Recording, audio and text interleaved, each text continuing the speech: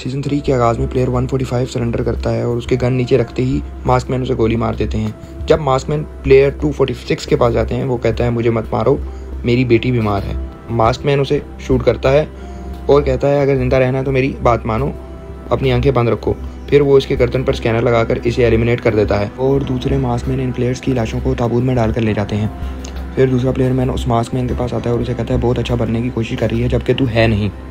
वो जवाब देती है कि मैंने बहुत सोचा है कि मरने वालों की ऑर्गन से अगर किसी की जान बचाई जा सके तो इसमें बुरा क्या है।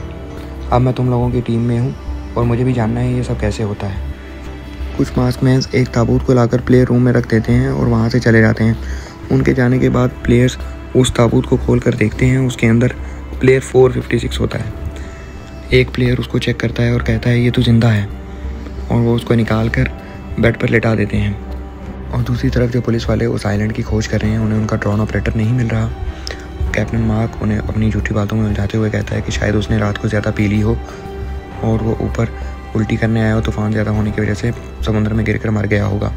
और एक पुलिस वाला बोलता है हाँ, रात को मैंने भी आवाज़ सुनी थी, मैं ऊपर आया था देखने के लिए, लेकिन कैप्टन मार्क पहले से ही वहाँ मौजूद था। आखिरकार कैप्टन मार्क उन पुलिस वालों को अपनी बातों में उलझाने में कामयाब हो जाता है और पुलिस वाले कहते हैं कि चलो आओ करीबी बंदरगाह पर चलते हैं, वहाँ से एक नया ड्रोन ऑपरेटर ढूंढ कर लाते हैं। और जब प्लेयर नंबर 456 होश में आता है, वो पूछता है कि बाकी प्लेयर्स कहाँ हैं। सब प्लेयर्स उसे बताते हैं कि बाकी सब प्लेयर्स को मार दिया गया है।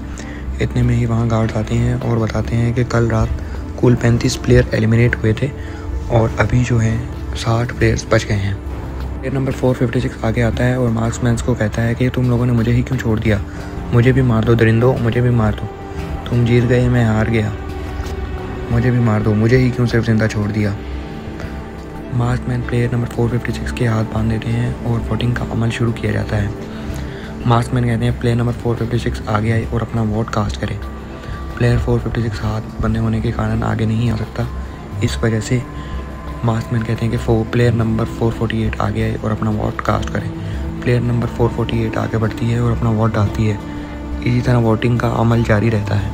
तरफ गेम मास्टर खड़ा कैमरे में दूसरे मास्कमैन्स को देख रहा है जो भट्टी में मरे हुए प्लेयर्स की लाशों को जला रहे हैं, लेकिन उसे क्या मालूम कुछ मास्कमैन्स ने मिलकर भट्टी ऐसे बनाई हुई है कि बज़ाहिर नज़र ही आता है कि ताबूत जल रहा है, लेकिन असलियत में जैसे ही वो भट्टी का दरवाज़ा बंद करते हैं तो ताबूत नीचे ऑपरेटिंग रूम में गिर जाता है, जहां मास्कमैन उन प्लेयर्स की बॉडीज से आज़ा निकालकर इनको अच्छे दामों में बेचते हैं।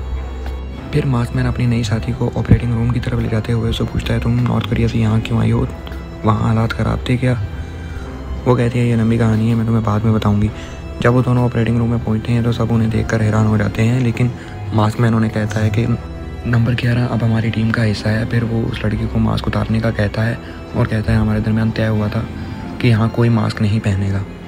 फिर डॉक्टर बॉडी को देखता है और कहता है बॉडी काफ़ी अच्छी हालत में है, इससे हमें काफ़ी आज़ा मिल जाएंगे।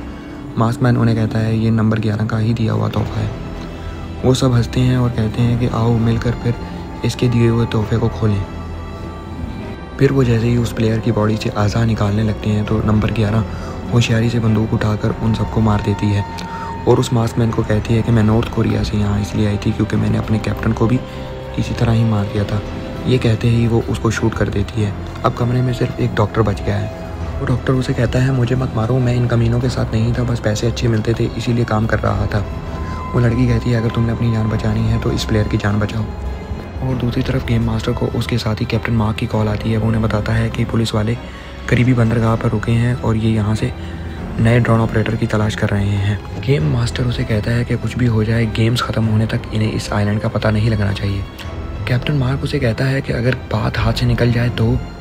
फिर गेम मास्टर उसे कहता है कि तुम फिर सबको मार देना और उस पुलिस वाले को भी मार देना, लेकिन याद रखो गेम्स ख़त्म होने से पहले कोई भी इस आइलैंड तक नहीं पहुंचना चाहिए। और रात में पुलिस वाले के पास उसका एक साथी आता है और उसे कहता है कि मुझे कैप्टन मार्क पे शक है क्योंकि रात को जब मैं ऊपर गया था तो कैप्टन मार्क भी वहाँ मौजूद थे और उनके हाथ में एक स्क्रू ड्राइवर था, लेकिन पुलिस वाला उसकी बात पर यकीन नहीं करता और कहता है कि रात को तो ऊपर तुम भी थे ना, और ऐसा कैसे हो सकता है, कैप्टन मार्क ने तो मेरी जान बचाई है, वो ऐसा नहीं कर सकते। यहाँ दूसरी तरफ ओ वाले प्लेयर्स वोटिंग जीत जाते हैं और प्लेयर नंबर 456 को कहते हैं कि ये तुम्हारी और इन मास्क वालों की कोई चाल है, तुम्ही ने जानबूझकर दूसरे लोगों को मरवाया है ताकि इनाम की रकम बढ़ जाए। और वो हंसते हुए उसका मजाक उड़ाते हैं और उसे कहते हैं बहुत शुक्रिया, हम तुम्हारी ही वजह से हम वोटिंग जीते हैं और इनाम की रकम भी बढ़ गई है। तो उसके पास आती है और कहती है मूर्ख इंसान, तुम्हें मैंने कहा था तुम यहाँ खुद नहीं आए, तुम्हारे सर पर मंडराती बदले की प्यासी आत्माएं तुम्हें यहाँ लाई हैं। सुनो, तुम्हें सुनाई दी, सुनो, तुम्हारे मरे हुए दोस्तों की चीखें तुम्हें सुनाई दी, अपने कानों को जितना मर्जी ढक लो, ये आवाज़ें तुम कम नहीं कर सकते, ये उतना ही ऊंची तुम्हें सुनाई देंगी। और हंसने लगती है। प्लेयर नंबर 456 उसकी तरफ देखता है और अचानक से उसका गला दबा देता है। और फिर एक बूढ़ी औरत प्लेयर नंबर 456 को खाना देती है और कहती है कुछ खा लो, हमें पता है तुम इन मास्क वालों के साथ नहीं हो, तुमने जो किया है वो हम सबको बचाने के लिए किया है। एक लड़की त्यू उससे माफ़ी मांगती है और कहती है सॉरी, मुझे मैगजीन्स ले आनी चाहिए थी, लेकिन उस बूढ़ी औरत का बेटा उसे कहता है त्यू इसमें तुम्हारी कोई गलती नहीं है, योंजो की गलती है। फिर प्लेयर नंबर 456 को बताते हैं कि सारी गलती योंजो की है, योंजो मैगजीन्स ला रहा था लेकिन अचानक डर के बैठ गया और जब त्यू मैगजीन्स लेने आई तो इतनी देर में गार्ड्स वहाँ आ गए थे। अगर ये मैगजीन्स लाने की कोशिश करती तो वो गार्ड्स इसे भी मार देते।